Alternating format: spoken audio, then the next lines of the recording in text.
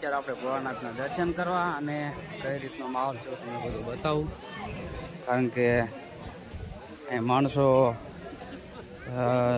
આરતીના સમયે એટલું ભેગું થાય કે મેળા જેવો માહોલ અહીંયા હોય આજે. અને આમ તો દર સોમવારે મેળા જેવો માહોલ હોય.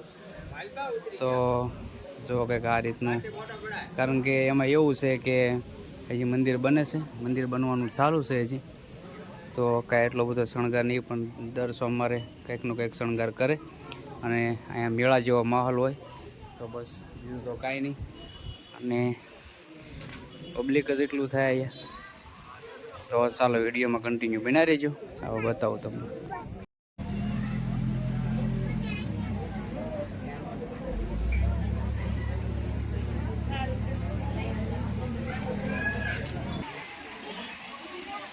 તો આજે આપણે ભોળાનાથના મંદિરે બહુ મસ્ત દીપમાળા છે અને મેળા જેવું હોય. અને કેટલું પબ્લિક છે જુઓ તમે, કારણ કે દર સોમવારે દીપમાળા હોય અને પ્રસાદીનું પણ વિતરણ કરે છે. તો આ રીતનું કંઈક હોય અમારા ગામમાં આયોજન. બહુ મસ્ત આયોજન છે અને પબ્લિક જુઓ તમે ખાલી, કારણ કે દર સોમવારે હોય આ રીતનું એટલું પબ્લિક.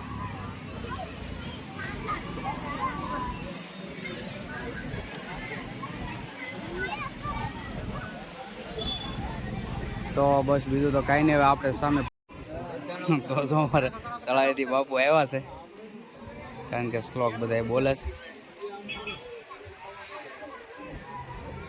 અને ગામના બધા વડીલો બેઠા છે. બસ હવે ફૂલ તૈયારી છે, કારણ કે દીપમાળાની. તો પણ દીપમાળા તમને બતાવીશ, તો વિડીયોમાં કન્ટિન્યુ બના રહીજો. તો આપણે જઈએ દીપમાળાના દર્શન કરવા. તો કરી લો બધા દીપમાળાના દર્શન, કારણ કે દીપમાળા અલગ કરવામાં આવી છે. એનું કારણ છે કે મંદિર, તમને પહેલેથી જ મેં કીધેલું છે કે મંદિર બને છે. તો દીપમાળા અહીંયા એક નાની રૂમ છે, એની અંદર દીપમાળા કરવાની. એનું કારણ છે કે જો મંદિરનું કામ એ પણ પૂરી જોશમાં ચાલુ છે.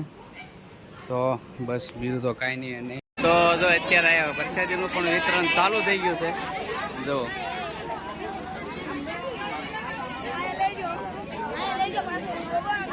કારણ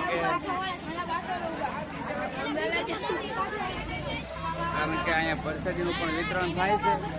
અને આ પબ્લિક જોવો તમે, અને અડધું પબ્લિક તો ઉઈ ગયું અને માણસો જોવો તમે,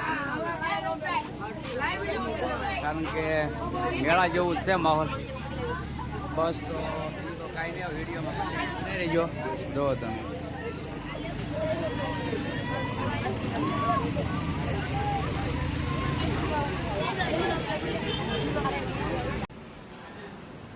હવે અહીંનો વ્લોગ કરીશું આપણે પૂરો, અને હવે મળીશું નવા વ્લોગમાં. તો જય માતાજી, જય મંગળ. અને આ વ્લોગ દર સોમવારે વ્લોગ આવશે, તો ખાસ કરીને તમે જોઈજો. જગનેશ્વર મહાદેવ.